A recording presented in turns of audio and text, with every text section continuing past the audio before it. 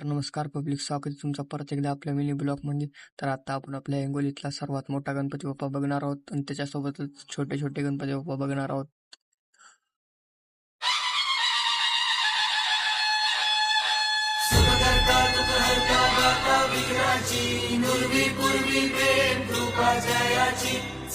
आपल्या हिंगोलीतल्या सर्वात मोठ्या गणपती बाप्पाचे दर्शन करून निघालो छोटे गणपती बाप्पा.